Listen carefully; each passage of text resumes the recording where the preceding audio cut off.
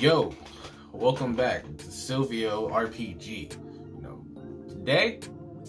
Today's a new day.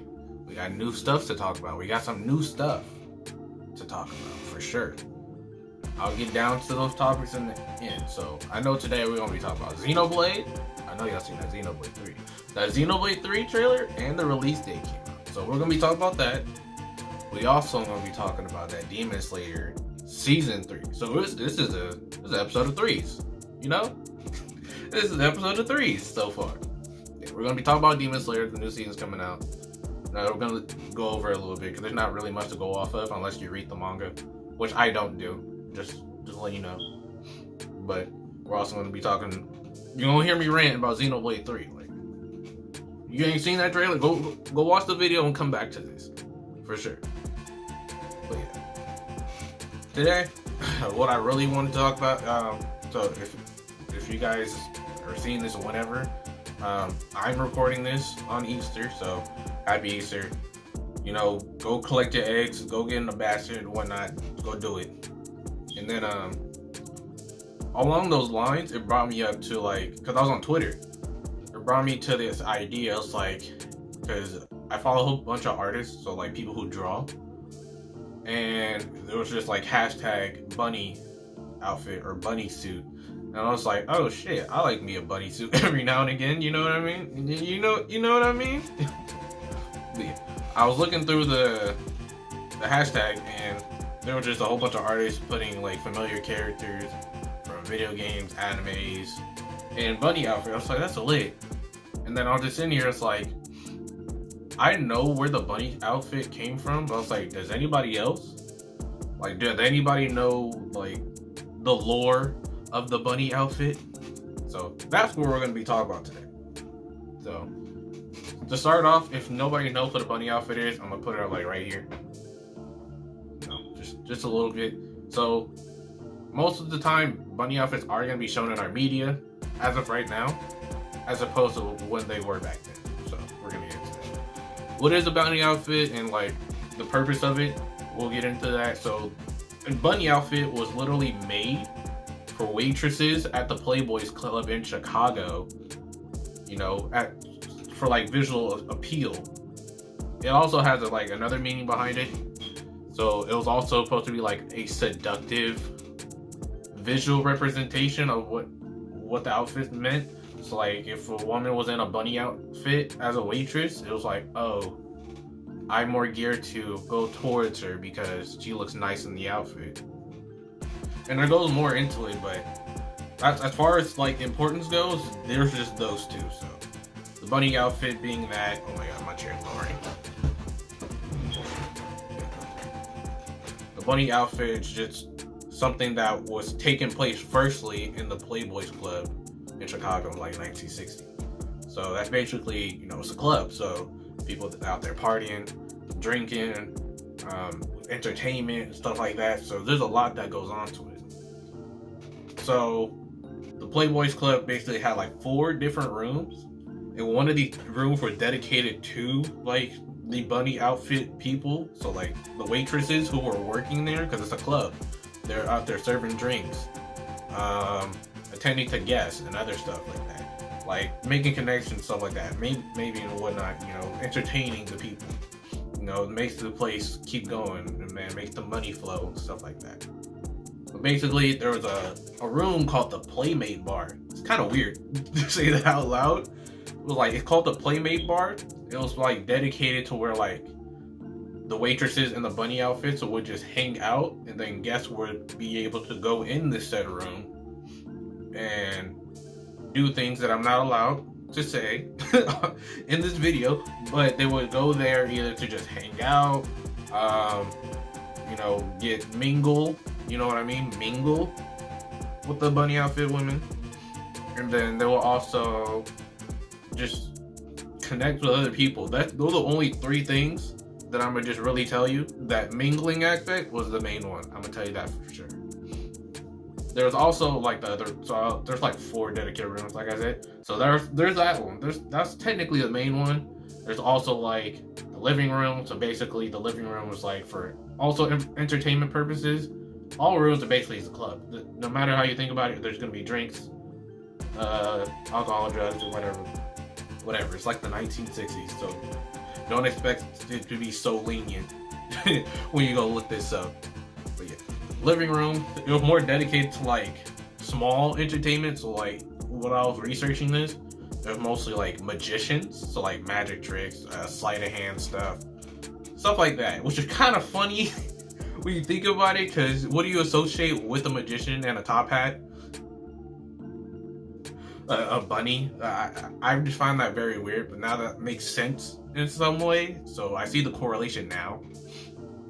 As well as there was the, what was it called? The club room, which is like the main room apparently you want to be in if you want to see like comedians or other entertainers. So like still passing the drinks, the entertainers, you keep seeing comedians, so throwing jokes, everybody's either smoking, drinking, getting attended by the waitresses and whatnot. So it's gonna be the same thing around the room. So there's always gonna be a waitresses in the room, regardless of what you're doing. So living room, play bar, club room, and then there's the dining room, which is basically what we call just going to the club now. Because there's nothing really special there. You're just basically just there just to be attended to, talking to other people, maybe hanging out with your friends, co-workers, whatever the heck. And basically there's just the waitresses in the seductive bunny outfit. So that's basically what came down from the Playboy Club on how the bunny suit took effect through all of that. So like no matter which room you went in, you're gonna see somebody in a bunny outfit. That's how that went. Now as far as the bunny outfit like more concerns us as of right now, like how is it more apparent in our media? Well, there's a little bit of, I have to do a little bit of research on this because there is a reason for it. Excuse me, because like my chair just keeps on sinking, so I'm trying to like adjust it. This is mad annoying. I had a plan for this in the video. But basically, so I said in the 1960s, that's when the Playboys Club really took off. That's the same time the outfit was made as well. The outfit was made by like a woman fashion designer. Her name was Zelda Wynn Valdez, I believe. Yeah, I'm looking at my notes. Yeah, Zelda Wynn Valdez. So she was a dress designer. She also designed for like classical singers. So she designed dresses for all arounds, not just for like the promiscuity of this outfit, but she's also done like magazine shoots for people, so she would personally design their stuff. And her main thing about creating dresses for women was that she adored the tight, slim waist, like the snatch waist, and that defines the curvature of a woman. So that's always her like design on creating a dress, or when she created the Playboy Bunny's outfit, or when she created an outfit dedicated for somebody else. So that's always the appeal. So make sure it defines the curvature, make sure it shows them off a little bit, you know, make it look nice, make it a little bit fancy. But yeah, that was the whole purpose of the dress, and that's how it was made. So if you ever see the bunny outfit, you know, you see typically the depiction of it's like this leather top with the cuffs, bow tie, and the ears, and it's leggings. It could be sheer or they could be netted, I believe, and some heels that match something somewhere, I don't know. And it's just supposed to define the woman's body as they're wearing it. So whether they're walking somewhere, whether they're performing, whether they're just doing photo shoots, like I just said. Now, the purpose of the entire outfit was to lean in more customers. So like the bunny outfit wasn't just made for the whole purpose of the sexual appeal. It was also to like get more money in, because this is a club. So you got to think about long term. Like, people are gonna come and go. So in order for people to stay, or at least reoccur or get the word spread out, you're gonna need like a signature that you're gonna want. So the Playboys was literally two things actually. It was the magazine. So Playboy magazine and the bunnies were like a cohesive thing. So you couldn't have one without the other. So Playboy bunnies and the Playboy magazines were 2 in 1. Basically, how I told you earlier, the Playmate bar. Yeah, so that room where it's basically people just going in there just to see all the women, that was also used to like rate them, to see who is a good contender, like who looks the best out of all of the women. Like, that's the whole purpose. So they would go into like things like their measurements, their height, their likes, dislikes, like their birth chart. It got really in depth, and then whoever was like at the top, or like a good set of people were at the top, they would make it into the magazine where there was a set, or it was maybe like a single on the page.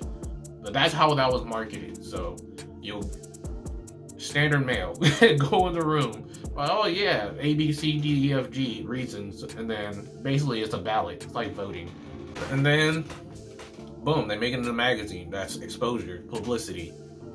That's them being able to make more money at the club. That's the women being marketable in a sense, which is kind of pros and cons to it if we're really thinking about it. And then that's like expansion for the business as a whole. So as far as like the bunny outfit now, presently, like I said at the beginning, it's more apparent in our media than it is anywhere else, like visually in real life. Like what, video games? So I played a couple games where that's like not an option, but like the bunny outfit is there. So like maybe an NPC is gonna have it, maybe an enemy or something weird like that, or maybe like a background character. There's anime. There's like gonna be a bunny outfit character. Like if you watch older animes like in the 80s and you see a casino scene, you're gonna see a waitress in a bunny outfit eventually. An example I think is like Cowboy Bebop or something like that. Somewhere around those lines, they're gonna have like a waitress within a bunny outfit around there. Or if not with the bunny ears, they're gonna have the same attire, still the same thing. What else? Television, same thing. I think what adult cartoons, like maybe Adult Swim or something weird, it's gonna have it. Or no, I think no, cartoons do have it. I just can't remember which one. I'm trying to think off the top of my head. I know it, but I've seen it one time where they were literally in a bunny outfit because it's like a subjective joke. But you know, the cartoons marketed towards kids, so you just gotta question things like, that's weird. And then, like the reason why we started this entire conversation was art. Like, you can see artists just like, oh, random idea. This character said bunny suit. Cool. That's cool, because that spreads their creativity. So, I don't know. Favorite random anime. What? Attack on Titan? That's popular right now. But what? Somebody want to see Mikasa in a bunny outfit? Somebody's probably already drawn it. Don't look that up. Don't do that. Don't look that up. Save yourself. Don't do it. But basically, yeah, you can literally, with art, create anything, and it's a figment of somebody's imagination, and then it's a reality now. Not a reality, but like, you can have a visual representation of it now. So, that's pretty cool. My stance, after further investigating all of this, I like the visual appeal of the bunny outfit, don't get me wrong. A woman will look nice in the bunny outfit. It's pretty cool, especially like if you're into stuff like that. I just think that outfit looks entirely nice. It's equivalent to how to put it, sexy hot teacher type ordeal, something like that. Yeah, it's like that. And then another thing, the constant development of the entire outfit is pretty dope, because not only you get that singular look, you can also like expand upon it. So like, I've seen other women like cosplayers. That's another thing. So cosplayers has also been making the bunny outfit still like progressively expand, and they make it modern as well. Like they'll add their little flair to it. Like maybe they'll do like a wedding gown with some bunny ears and then the fishnets and the heel seal or something else. You know, they'll make it unique. Like, it didn't all have to look relatively the same like it did in 1960 because it was designed by one person. Like, there was constant development. Like, it'll look entirely different. Like, I think my own best representation of it was it was Dragon Quest 11. I haven't played Dragon Quest 8, but I've seen a picture of the character. I believe her name is Jessica. They had a standard bunny outfit as compared to the character Jade in Dragon Quest 11. Hers was like, it was kind of sick because she had like this weird jacket. I think it was a vest. She had a vest on, and then she still had the regular bunny attire, and then it was like a long jacket, like, you know, the rabbit from Alice in Wonderland. You know, the one, he was basically like that, and it just fit her, and it just looked dope. And then it was basically like red eyes. Was it black? It was either black or red lips. I have a picture up here somewhere. Yeah, so there's different ways to perceive like the bunny attire, but for like the progression of it, I do appreciate that because it makes people just get more creative with it. Now, the one takeaway I will get from this history is this involves a Playboy club. Good thing this is like way past because that's not tolerable. So basically, not only the women were just dressing up and then attending to guests, when they were attending to guests, they were just getting freely groped. That's a concern. That was definitely a major concern. So there's probably a lot of cases involving that. There's most likely like a lot of things that came out of that as well. Like, we are not going to go in depth, but there's definitely a boundary that should have been there that they didn't think of. So yeah, that's one thing I will say. I did not appreciate like the free groping aspect of the Playboy Club. Like, that's weird, bro. Don't do that. Just stop. Like, no. Those are my like investigations and or thoughts of the history of the bunny outfit, because kind of just there in media, so not a lot of people will understand like where it came from or how it came to be. Most people is like, oh, that's cool, or that's hot, and then that's it. That's the end of their day.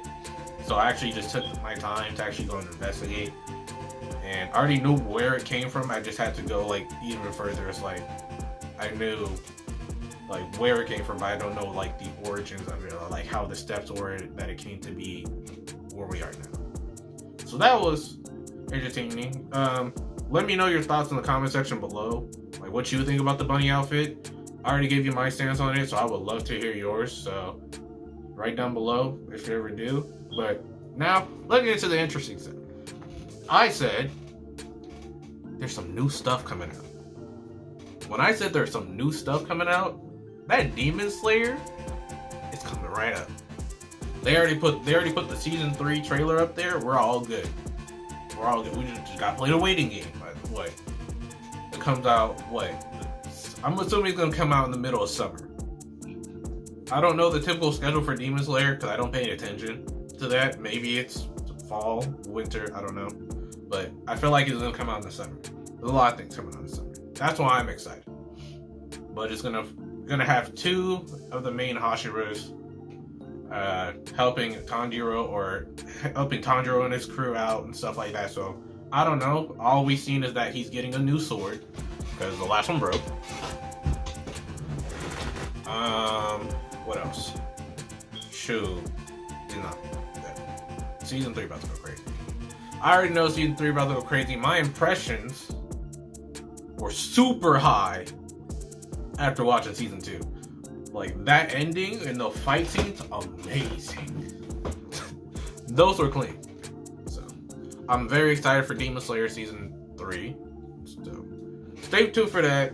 Keep me updated because I won't know anything unless I go look it up myself.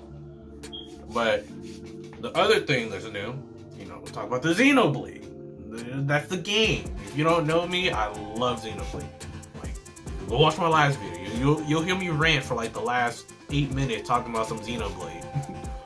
But yeah, they showed some new footage today. No. They showed some new footage today, and When I tell you I screamed at the top of my lungs, I seen that combat system and I was like, let me get that. Let me get that. Because when my friend told me this, it was like, yeah, they're gonna just merge 1 and 2 combat. I'm just sitting here having an aneurysm, like, how? How are you gonna do that? So, I haven't seen much. There is extended gameplay out there. I believe like Japan has some gameplay of Xenoblade 3 at the moment. But the first thing I took away from like the trailer, the first thing I seen, that dodge, I was like, wait, there's a dodge? Did he just like, is that built in? Is that auto evasion? Like, I don't understand, because it looked like a slow effect. So that was dope. Everybody's in a pair. So if everybody's in a pair, think about how many characters are possibly in this game. Because if you've already seen the trailer, there was like 8 characters on the map, and it's running fine.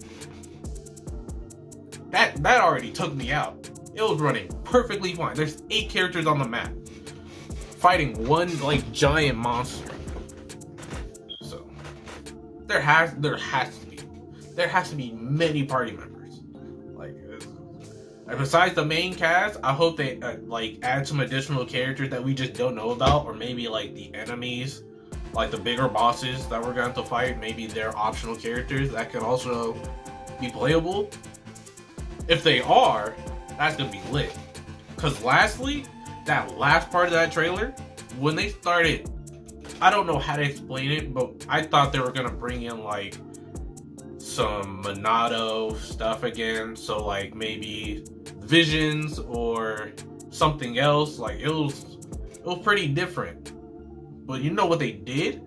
Because I only know this because I looked in the comment section of Twitter. Somewhere else, like it was some lore from the original Xenogear series. So the fusion aspect was so lit. I was like, yo, when did we start doing that? The fusion aspect's so dope. I wonder what the limits are. Is it 1 fusion per like battle? Is it one? Can you all do it at the same time? Can everybody in the party be fused while combating? If so, that's OP. That's OP. So that's what I'm really excited about. That fusion, the amount of party members on the screen, the game looks beautiful. On top of that, the game comes out in July. I forgot when exactly, but it's like July 29th, 28th. It's one of those 2 days, bro. I'm getting it. I'm playing it, and I'm gonna play it again. Because nobody's gonna stop me. But yeah, those were the new, like, upcoming things that I'm really excited about, that I just found about, like, this past week. So yeah. You guys let me know what you're excited about. If you guys are excited about Xenoblade, comment down below. If you guys are excited about Demon Slayer, comment down